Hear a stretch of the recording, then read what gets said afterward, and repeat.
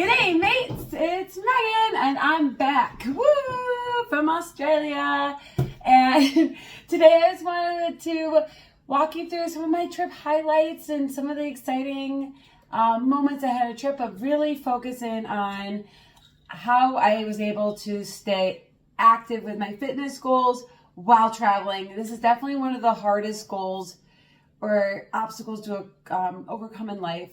Traveling is always so difficult. You're immediately out of your normal routine. There's no kitchen. In a hotel room, typically, like maybe you get a little coffee maker, but that's about it. So you're really dependent on eating out a lot. I was very fortunate to be staying at hotels that had gyms. So I'll go into that in a little bit, but let me talk to you a little bit about like my trip. So it was an evening flight, and I checked into the airport. I checked my bag in, and I went through security. And then the first thing I did was go into the Delta Lounge. I scanned my badge, I went up the escalator, and I grabbed myself a healthy snack. So water and broccoli, like that was it. But there's so many different wonderful items to choose from at the Delta Lounge. They had sweets and treats and lots of little tempting things, but I wanted to stay strong. This is day one. I couldn't fail this soon. Once I had a snack and waited to my flight, it was a 7 p.m. flight, so I went ahead and boarded the plane, and this went from Detroit to LAX. That flight wasn't bad at all. 4 hours, whatever it is, give or take. I was there and in LA. And once I got here, I knew this is when I really needed the prep for the long haul. The LA to Sydney flight. I've been fearing this flight for like so long. I've never spent this much time in an airplane. I think it's about 15 hours-ish, give or take, in just the air. And then you have like the time change where you feel like you're time traveling a bit. So I was definitely getting a little anxiety about just like, do I have enough snacks? Do I have enough water? So I made sure to fill my water bottle up. And then I went to the bathroom and like really try to get my comfy clothes on, making sure that I was ready to go. I drank that water, ate a protein bar, and filled up my water again before I boarded. And I remember just being so excited as I'm about to board this plane. I had just gotten upgraded to Comfort Plus, and that's always a little plus up in life. And you're just like, ooh, unexpected moments, always welcomed. So I would get on the plane, and my seat was the front row of the Comfort Plus section, and I had all the legroom. It was beautiful. I literally just had the most space I've ever had on any flight, period. Because this flight was very empty. So tip, if you guys ever want to fly to Sydney from LAX, go on a Tuesday night. No one's on that flight. I had the entire row all to myself, and even behind me. No one was sitting in the row behind me. So I was able to find a lot of comfort in my seat, and I slept most of the flight, actually. I did snack on some granola that I brought and my protein bar. And I was very lenient with my diet when it came to the meals that were served on the plane. There was like a breakfast sandwich, and I consumed the entire meal. And I would feel like those are probably the meals I had the least amount of control over, because you don't really get to choose exactly what you want. You can put in some diet restrictions that you may have, like you're vegetarian, you're gluten-free. And looking back at this, I may have wanted to choose like maybe a gluten-free option.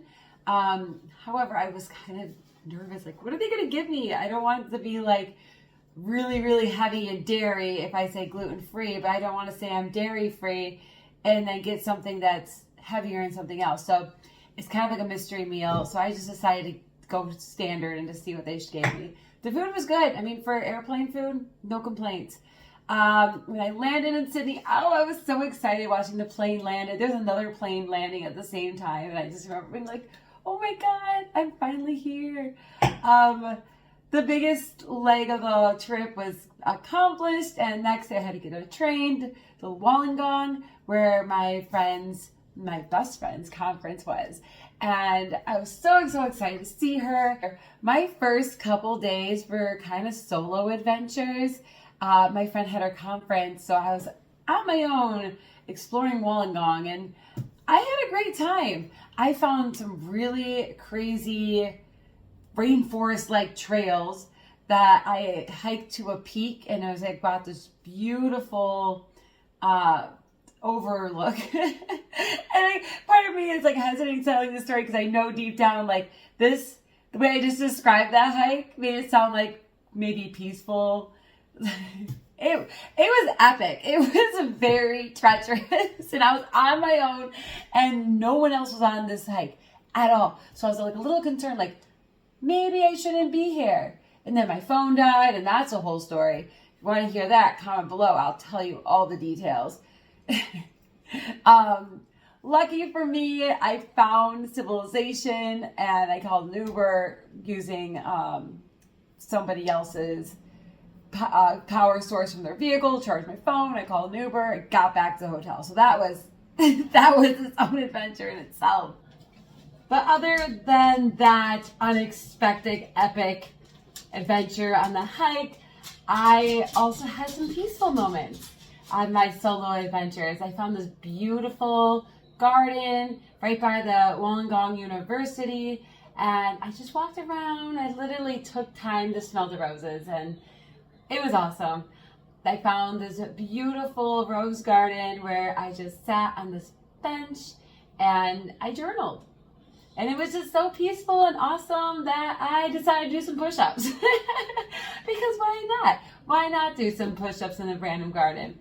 Other than that, there was another wonderful, unexpected moment was this cockatoo. I think I said that bird's name right. Flew up right into our window in our hotel room. Just like right to the window. There's no balcony. There's no like wave room to hang on to other than this like little tiny sliver of like window, like the way the windows connect on the exterior.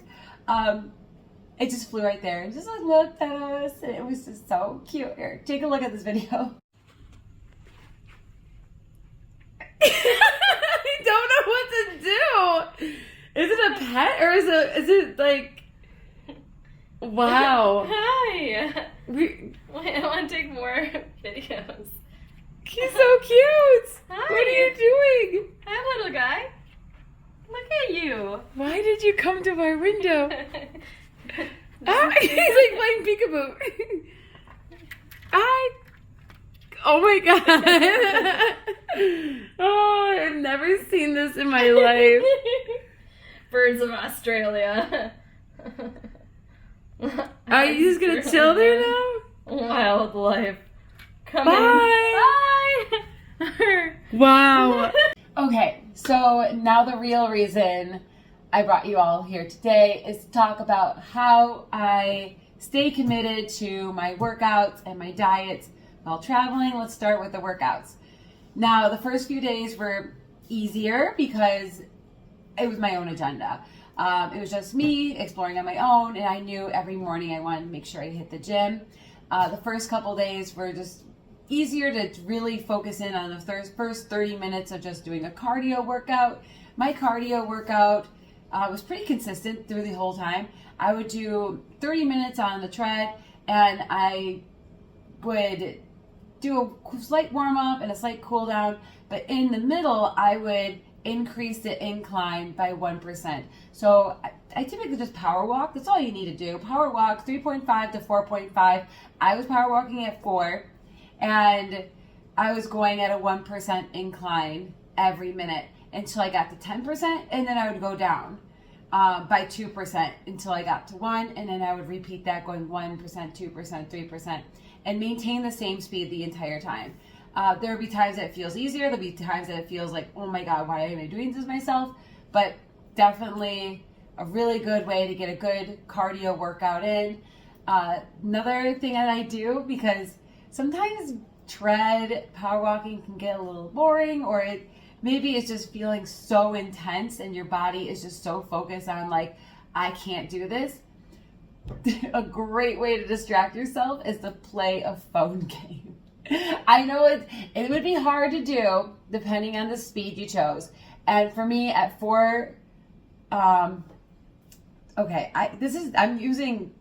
throwing back right there, but I'm using American 4, not Australian, because Australian, this is a 6. Now, don't ask me the conversion. I can't figure it out, but it told me 6 and then 4, and I knew the 4 was a power walk. So I don't know how to convert. I was only there a week. I haven't adapted to the conversion rates yet. I'm sure somebody can tell me exactly what all the math means, but I wanted to make sure I was clear when I said 4. It's American, not Australian 4. Solitaire. That was my game I played. That helped me get through the workout. So sometimes I just had to put the game down because the incline was too steep and the speed was too fast. But it really does distract you enough to get through this. Anyways, tell me if you guys have a tip to get through some cardio. It tends to get boring and you need to find a way to distract yourself. Is it a video? Is it YouTube? Is it YouTube videos? Is it this video? That'd be cool. Let me know. Tell me how you distract yourself while on the treadmill to keep yourself engaged. Is it a favorite song? Let me know what it is. I need a new playlist. Then the first couple of days, I was able to really dedicate the second half, the other 30 minutes, to doing some floor work and some weights. Orange Theory Fitness has an app and then a home section within the app that will walk you through some at-home workouts. So I did the at-home workouts. I focused on lower body and core and a little bit of upper body, but mostly lower body and core. And I was able to complete these exercises with the weights that are provided at the gym. Most exercises just needed a mat, a towel, and a water, especially for the core work. For the lower body, I think the heaviest I lifted was probably 80 for the deadlifts, and that is really up to what your comfortable level is.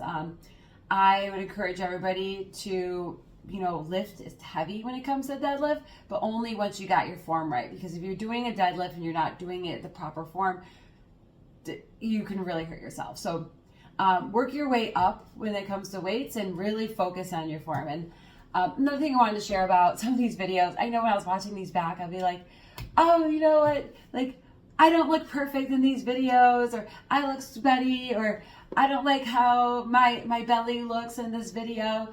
And I'm being a little vulnerable sharing these videos with you because I want you to see, like, I'm a real person and this is what my body looks like. And just kind of showing you the workouts that I did do. The videos should be playing as I'm talking right now so you can, like, see the videos. But I really enjoyed, like, just following just some basic floor work exercises. This is week 2 of my transformation challenge. So Australia was week 1. This is going into week 2. I have a long way to go. It's a total of 8-week challenge. So this is only the beginning. So if there's anything that I'm looking to improve about my physical appearance, these videos are going to be something I want to look back on and, like, do a comparison. So let's see how I feel about these things 7 more weeks from now, 6.5 weeks from now, when I'm completed this challenge. I'm really excited about that. Last, I want to just kind of talk about food. This was a hard one. Food and alcohol. Yeah. Remember last week when I said I wasn't going to drink at all because my weigh-in didn't go in as great as I wanted? Yeah, I didn't do that. I could have done better. But it's hard. And I'm learning to, like, look back at what I did and understand, like, you know what? Although I did choose to have a beverage, maybe 2 beverages some of the days, I didn't go crazy. And I was very conservative, like, with what I chose to drink and what I chose to eat, and made sure I was very, like, cautious and conscious about my decisions when it came to that. So what happened? I said I wasn't going to drink, and I drank. Well, it was my birthday. It was my birthday, and I said I was going to have 1 drink for my birthday, and I did, an Australia birthday. But the next day was my American birthday, so that obviously meant I needed another drink to celebrate my American birthday. And by then, I'm already 2 days in of drinking. Like, why stop now? So, okay, yeah, you get it. I